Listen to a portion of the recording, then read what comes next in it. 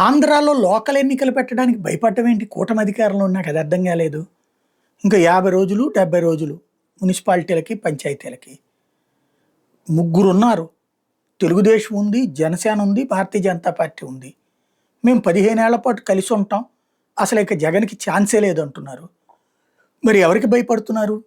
జగన్‌కి భయపడుతున్నారా? జగన్ గెలిచేస్తాడని భయమొచ్చిందా? అంటే మన పాలన మీద మనకే నమ్మకం లేదా?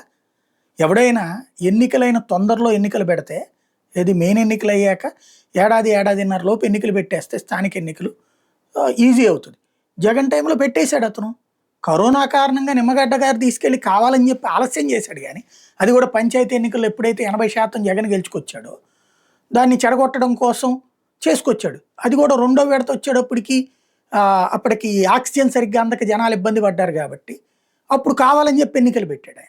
సరే కాదు, నేను అట్ట కాదు, నేను అంత నిబంధనల ప్రకారం ఏం చెప్పచ్చు. మొదటేమో కరోనా కారణంగా ఆపానన్నాడు. కరోనా ఉండగా, సీరియస్గా ఉండగా ఎన్నికలు పెట్టాడు. అంటేనే ఆయన ఆలోచన ఏంటో అర్థమైపోతుంది. ఆయన తర్వాత ఎవరి పక్షాన్ని పనిచేస్తున్నాడు కూడా అర్థమైపోతుంది. అయినా కూడా జగన్ గెలుచుకొచ్చాడు మున్సిపాలిటీలోను, కార్పొరేషన్స్. ఇప్పుడు అదే కదా, ఇప్పుడు 2 ఏళ్ళు లెక్క ప్రకారం. అందుకే కదా, అప్పుడు 5 ఏళ్లకే టర్మ్ కాబట్టినే కదా ఇప్పుడు వస్తుంది ఎన్నికలు. అంటే జగన్ ధైర్యంగా చేసిన ఎన్నికలు సింగిల్గానే అతను వెళ్ళింది. మనం ఎందుకు భయపడిపోతున్నాం? పోనీ ఇవాళ రోజున కూటమి ప్రభుత్వం పరిపాలన సక్రమంగా లేదా? మనమే చెప్తున్నాం కదా, కోట్ల రూపాయలు, లక్షల కోట్ల రూపాయల నిధులు తీసుకొచ్చే ఇదే పెట్టుబడులు వచ్చేసినాయి, అద్భుతాలు జరిగిపోతున్నాయి. అసలు రాష్ట్రంలో ప్రజలకి కష్టం అనేది లేదు, అందరూ సుఖ సంతోషాలతో ఉన్నారు. ఇదివరకు ఎవరు కూడా సరిగ్గా బట్టలు వేసుకునేవాళ్ళు కాదు, సరిగ్గా తినేవాళ్ళు కాదు, అనుక్షణం భయపడిపోయేవాళ్ళు. ఇప్పుడు చాలా ప్రశాంతంగా సుఖంగా ఉన్నారు. మరి సుఖంగా ఉన్న ప్రజలు బారులు తీరి వచ్చి మనకు ఓట్లేస్తారు కదా, ఏంటి బాధ? ఎందుకు చేయలేకపోతున్నాం? ఒక పక్కన రాష్ట్ర ఎన్నికల సంఘం అడిగింది కదా, లిస్ట్ ఏంటి, కథ ఏంది అనేసి. ఎందుకు మాట్లాడట్లేదు? వినబడుతున్నటువంటి లెక్క ఏంటంటే, ఇప్పుడున్నటువంటి ఎన్నికల కమిషనర్ గారి పదవీ కాలం పూర్తయిపోయాక అప్పుడు ఎన్నికలు. ఏమవుతుంది? ఇప్పుడు నిమ్మగడ్డ రమేష్ కుమారుడు తెలుగుదేశం అప్పుడు ఆయనే కదా, అయినా కూడా ఎన్నికలు పెట్టితే వెళ్ళింది కదా ప్రభుత్వం, ఆపింది ఆ రోజున, వెళ్ళింది కదా.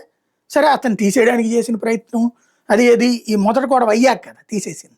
అకస్మాత్తు వాయిదా వేయడం వల్ల కదా తీసేసింది. అప్పుడు కదా ఈ కుల గొడవలు ఇదంతా రాజుకుంది. ఇప్పుడేం బాధ? ఈవిడైతే ఇంతకుముందు ఆల్రెడీ నీలం సాహ్ని గారు తెలుగుదేశానికి పనిచేసి పెట్టినట్టు ఆవిడ క్లియర్గా. మొన్నటిసారి వైసీపీ వాళ్ళు ఎన్ని కంప్లైంట్లు చేసినా పట్టించుకున్న పాపానే పోలేదు. స్థానిక ఎన్నికలు ఎన్ని చోట్ల జరుగుతున్నా సరే. ఆవిడ నిమ్మగడ్డలాగా విధేయత ప్రదర్శించే మనిషి కూడా కాదు, కాబట్టి బాధే లేదు. ఇంకొకటి, టైం అయిపోతుంది.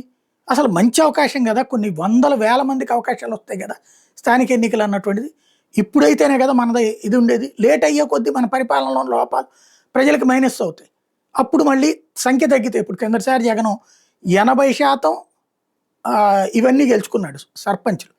అట్లాగే మన మున్సిపాలిటీల్లో 5 మాత్రం మిస్ అయినాయి టోటల్గా. దాదాపు మొదటిసారి 72, తర్వాత 20, 92 దాకా జరిగిన ఎన్నికల్లో 5 మిస్ అయ్యారు. మొదటిసారి 2 ఓడిపోయింది, 3 రెండోసారి, అంతే. దాదాపుగా మొత్తం కొట్టుకొచ్చారు. కార్పొరేషన్స్ అయితే క్లీన్ స్వీప్, జిల్లా పరిషత్తులు క్లీన్ స్వీప్, మండల పరిషత్తులు 80%. ఇది అప్పటి రిజల్ట్. ఇప్పుడు ఇవాళ జరిగితే ఆ రేంజ్లో గ్యారంటీ గెలుస్తుంది అనుకుంటున్నాను నేను కూటమి.